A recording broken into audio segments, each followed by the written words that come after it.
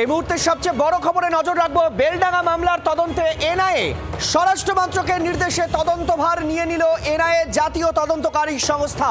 ইতিমধ্যে এফআইআর রুজু করেছে এনআইএ, এমনটাই জানা যাচ্ছে। আপনাদের জানিয়ে রাখবো ইতিমধ্যে এফআইআর রুজু করেছে এনআইএ। পিয়ালি মিত্র আমাদের সঙ্গে এই মুহূর্তে টেলিফোন লাইনে রয়েছেন। পিয়ালি, আমরা দেখেছি এর আগে আদালত নির্দেশ দিয়েছিল যে প্রয়োজনে কেন্দ্র এই ঘটনায় এনআইএ নির্দেশ দিতে পারে, এবং দেখা যাচ্ছে স্বরাষ্ট্র মন্ত্রক অবশেষে এনআইএ নির্দেশ দিল।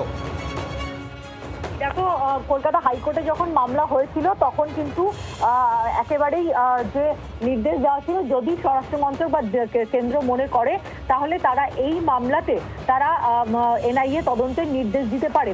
এবং গোটা বিষয়টা নিয়ে এনআইএ প্রাথমিক পর্যায়ে একটা এনকোয়ারি করেছিল, কিন্তু যেভাবে বেলডাঙ্গায় সম্প্রতি একেবারে অশান্তির ঘটনা ঘটে, দীর্ঘক্ষণ একেবারে রাস্তা অবরোধ থাকে, তার পরের দিন ভায়োলেন্সের ঘটনা ঘটে, ফলে সেই মামলার গুরুত্ব বিচার করে জাতীয় তদন্তকারী সংস্থা তাকে স্বরাষ্ট্র মন্ত্রকের তরফ থেকে এই তদন্ত করার নির্দেশ দেওয়া হয়। এফআইআর ইতিমধ্যেই রেজিস্টার করেছে এনআইএ এবং কোর্টেরও নির্দেশ হয়েছে। এবং তোমাকে জানিয়ে রাখি, ইতিমধ্যেই বহরমপুরে কিন্তু এনআইএর একটি টিম পৌঁছেও গিয়েছে। পিয়ালি, এক্ষেত্রে একটা খুব গুরুত্বপূর্ণ প্রশ্ন স্বাভাবিকভাবেই উঠে আসবে যে যে বেলডাঙ্গার ঘটনা বা এর রাজ্যে যখনই এই ধরনের কোনো হিংসাত্মক ঘটনা ঘটেছে, এর আগে কলকাতার আশেপাশের বিভিন্ন অঞ্চলে হয়েছে, তখনই এনআইএর আমরা দেখেছি। এনআইএকে নিয়ে কিন্তু তৃণমূল কংগ্রেসের রাজ্যের সরকারের তীব্র আপত্তি আমরা এর আগেও দেখেছি। তারা বলেন যে এনআইএ তদন্ত মানে কোথাও তৃণমূলকে ফাঁসিয়ে দেওয়ার চেষ্টা। এক্ষেত্রেও কি প্রাথমিক কোনো রিয়াকশন এই মুহূর্তে তৃণমূলের তরফ থেকে আসছে, সরকারের তরফ থেকে?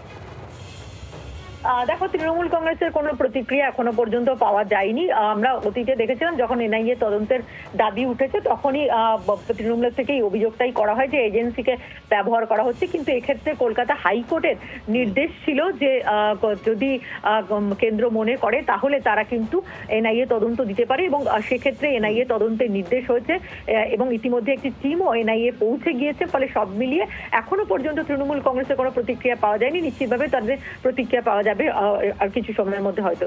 একেবারে পিয়ালি, আপাতত ধন্যবাদ। আপনাদের জানিয়ে রাখতে চাইবো, কলকাতা হাইকোর্ট যেমনটা নির্দেশ দিয়েছিল যে এই ঘটনায় তদন্ত করতে পারে স্বরাষ্ট্র মন্ত্রক, যদি মনে করে এই ঘটনায় তাহলে কেন্দ্রীয় এজেন্সি দিয়ে তদন্ত করতে পারে। এবং অবশেষে দেখা গেল কেন্দ্রীয় এজেন্সির তদন্তের নির্দেশ দিল কেন্দ্রীয় স্বরাষ্ট্র মন্ত্রক, অমিত শাহের মন্ত্রক। বাংলার আওয়াজ, বাঙালির আবেগ, জি 24 ঘন্টা।